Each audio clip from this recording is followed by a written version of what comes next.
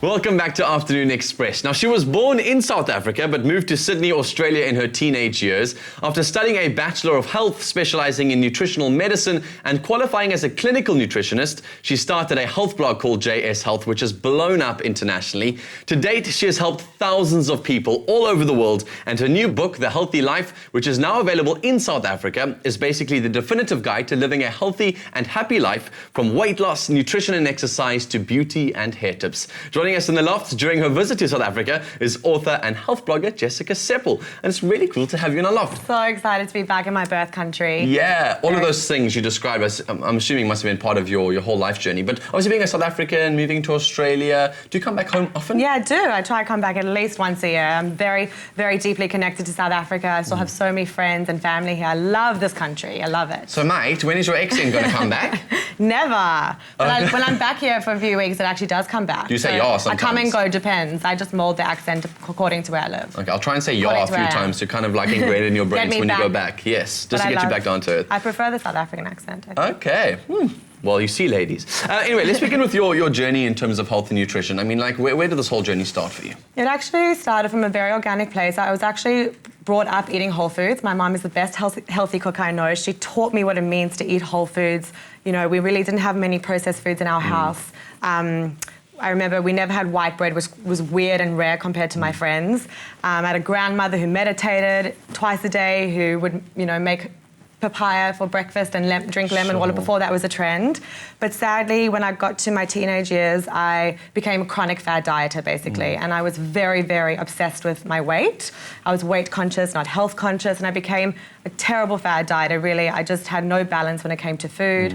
I was cutting out all the food groups. I was petrified of fats. I was petrified of carbohydrates, and really I was just suffering as a result. My energy was low, my skin wasn't good, my hair was falling out.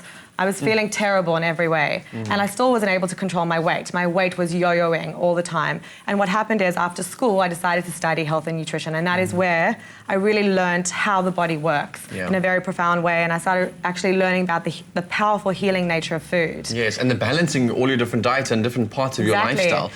And when I gave up dieting, when I made a commitment to actually give up fad dieting and embrace a whole food diet, I watched my body change, and it was so motivating for me, and that's when the blog began. I was actually blogging and diarising how my body was changing while I was embracing this whole food diet, this way of balance. Which I love most about what you've done with your platform is it hasn't been the sort of like pretending to be the expert, like imparting knowledge. You said, this is the journey that I've been on. These are all the things that I've done. These are things that I've learned. Exactly. It's not, I'm not prescriptive in this book. It's open-ended. It's for you to discover what's best for your body, because you know best. I can't tell you. I want everyone to figure it out for themselves and tune in to their bodies. I think a lot of people have become disconnected to their own bodies because they're listening to every fad diet out there. You know, they're listening to everyone else, but we've actually stopped listening to ourselves. Exactly. And your body does tell you things. Your body does have telltale signs. If you listen, it will tell you. Yeah. So I want to listen to more about your blog. I mean, it's something that's very exciting for me, and I think I love the digital spaces and the way that things grow, but it's a very hard space to sort of pave ways in and sort of make financially viable. And your blog is like blown up internationally. How do you think that happened? What is the reason?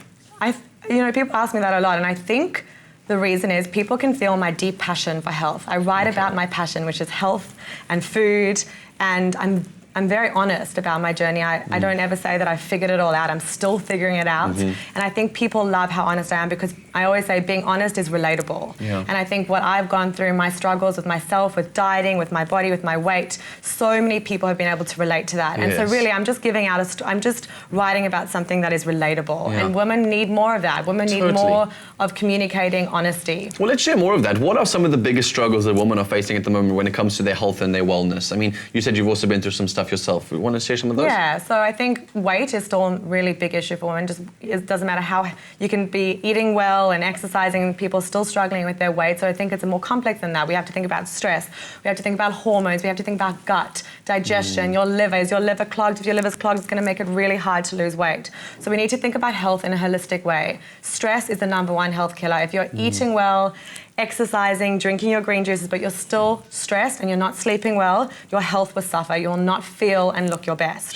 So I think we need to start piecing the story together and look at health in a holistic way. It's not just you know, very But I'm going to stop you there because I think women find that incredibly overwhelming. There's so much hormone, stress, sleep, exercise, food. There is no, I get the sense that no one's really shared a place to start. Where's the first step we should focus on? What is the biggest killer at the moment for I agree with that. And I think you have to realize that health is a lifestyle. It's not a short-term phase and fad. So my advice is to start small, you know, really make one small health change a week. Do not try and do it all at once because if you understand that health is a lifestyle, it's long-term, you need patience. It's going to take time to really understand your body, understand how your body works. Really takes time to adopt a healthy lifestyle. But make one small change a week, and healthy swaps are so powerful. You know, if you're eating white bread, just swap it to whole grain or rye bread. If you're drinking diet soda, take that out and drink sparkling water. So making healthy swaps, starting in small places, and starting to tune into your body and give up dieting. Yes, don't go in those they're not sustainable. I know there's ones that are. They're great short term, that you get the results often, but they do not last. If there was a diet that worked, wouldn't we all be on it? Exactly. Yes. It's like going through like an Easter period. All the Catholic people go through Lent, and we've always had this conversation. You go through this intense period for 40 days, and you come out after that, you just binge on all the stuff back again after because you felt like I've done it. Binging is a big thing I'm concerned about. I'm seeing people in my practice come to me, young teenage girls who are really, really struggling with binge eating. It's become an epidemic, and I think that it's a result of restriction and deprivation when it comes to food. Of course, if you're going to restrict certain foods from your diet, you're eventually going to get your hands on it and overeat. Yes, obviously. So there's so many tricks that people can learn from your blog, and I'm looking forward to browsing through the site and just trying to see what a lot of us South Africans can learn from that journey. But the book is also out, so we're going to head over to the kitchen and we're going to make one of the recipes that's inside this book. But I know it's more than just a book of recipes. It's got a whole bunch of lifestyle elements in it.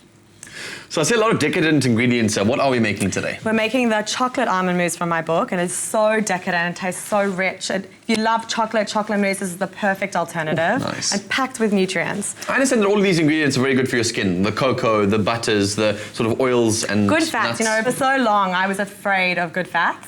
And good fats are so essential for your body, especially for your skin. There are also lots of antioxidants here. The cacao powder is very high in antioxidants, which is amazing for your skin. Okay. So we're going to basically pop all these nutritious ingredients into the blender. You can use a food processor. I use a food processor. But you can definitely use a blender. So basically, number one, banana. You're going to take one whole banana. Oh, which is also so good. All those potassiums and all those... You know, you're good. I learned from my gym, okay? Very good. Banana is just a gorgeous fruit. We should never... So it's got the right amount of sugar. It's high in sugar too. It is quite high in sugar. So I don't, you know, it's one of the fruits in my book that I say is limited. Yes, don't get too many of them. I like to say half a frozen banana into your smoothies or into something like this is good. But this is going to be feeding at least 2 to 3 people. Cool. So then next we're going to do the cacao powder. They're about 2 tablespoons of raw cacao powder. As I said, very high in antioxidants, so great for your skin. Tastes so chocolatey and delicious and rich. Cool, tap that out there. Next we're going to do nut butter. So I'm going to need a teaspoon for this. Cool, I'll find you one.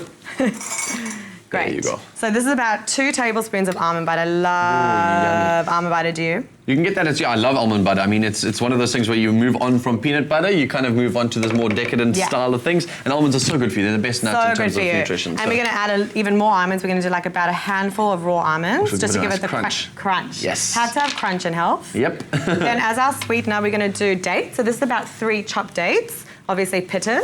Cool. And dates are also one of those things that are really coming into season at the moment when it comes to health and nutrition. I've seen it pop up in a lot of recipes at the moment, and I've never really cooked with it, so I'm excited to see how this... It's a great thing to add to baking. You know, as we know, we're going away from processed and packaged foods, and dates it's a nature food. Cool. It's a natural sweetener. We want to avoid any sort of artificial sweetener. Dates are a really great sweetener alternative to sweeten things. Okay, and I'm just going to cut this in the meantime while you add the rest of the ingredients. Yes, because we're going to add the powerful nutrient-dense thing soon. If you want, it depends on your taste buds, you can add a bit more sweetener. I do a little bit of stevia, about a teaspoon of stevia, because stevia is a sugar-free sweetener. It doesn't spike your blood sugar levels. Yeah. Or you can do some raw honey, because again, that's so natural. So about a teaspoon. And at the moment, in a whole bunch of stores, I've seen sort of like flavored honeys. I've seen things with rooibos in them, which is also so good for you, and honey bush and all that stuff. So this is not, obviously, it's not completely necessary. It's just to add a little bit more sweetness. Okay. So about a teaspoon of that. And while you guys are obviously just checking out all these recipes, want to know all the ingredients and how much of each, by the way, you can go to our website, afternoonexpress.co.za to find those. Okay, great. And we're adding now about half of an avocado. We're just adding the avocado for the extra nutrient hit. Cool. And we know avocado is a great source of good fat and protein. and great for the skin. So now we're gonna like jazz things up with a bit of seasoning. So about a pinch of cinnamon. Yummy. Yum.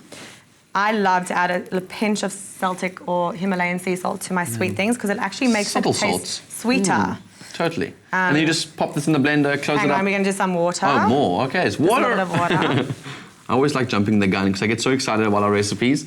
So excited. I'm so excited to see what you think. Yes, well, let's blend this up, and then I'm sure everyone at home will be able to see what it looks like at least, and can try it at home. I'm guessing you just leave this like that for a bit. Yep, perfect. That looks like the perfect texture. You can see it's now like a chocolate mousse texture. Yes. So is this what it should look like? Yes, so you can see delicious, perfect chocolate mousse texture. Oh, yummy. How good is that? Taste it. Tell us what you think of it. And then this goes into the fridge for? So good. 30 minutes. 30 minutes. 30 to 40 minutes in the fridge.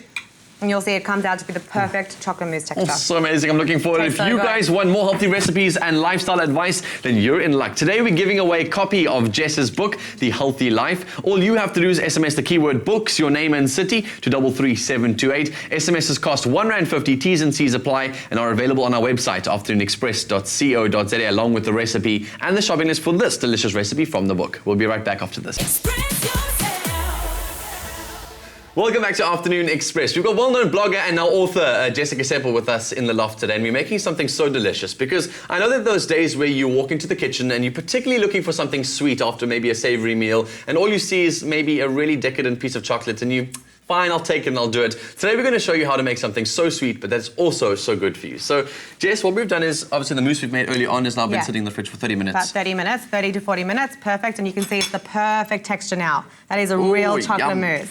So this is the greatest dessert to serve to guests at a dinner party. I'm going to scoop about 1 to 2 spoonfuls. Is that what we recommend it as, a sort of like a portion size? Yeah, exactly. You can see that's a pretty, because that's quite rich. Exactly. So if you guys obviously can't taste it at home, but I mean, just by looking at it, you can see it's really thick and it's really rich, and it's filled with lots of the cocos and the butters and things. Yes, so exactly. I wouldn't go too much with No. it. Everything in moderation always. But this is so healthy that you could even have it for breakfast. Yummy, really? Yeah.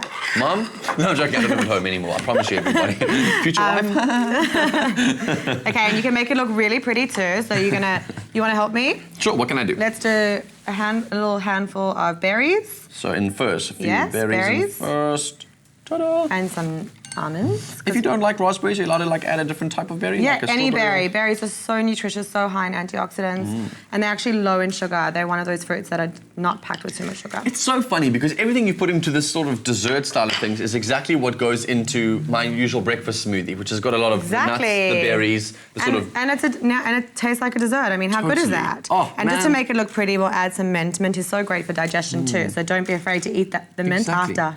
And nutritious food doesn't have to look terrible or taste terrible. It can taste so delicious and be so good for That's you. my goal in life, to prove to people that healthy living can be as delicious. Awesome, Jess. And as satisfying. It's so good to have you in the country. So good to be here. The best part about these healthy dishes is that they look so good and taste so good too, even though they are absolutely brilliant for your body. If you want to find the recipe, go to our website, afternoonexpress.co.za. There you can also find the shopping list, which you can download, print out, and take with you to the shops the next time you are out shopping. Also, if you want more of these healthy recipes, go and get the book, The Healthy Life. It's in stores at the moment in South Africa.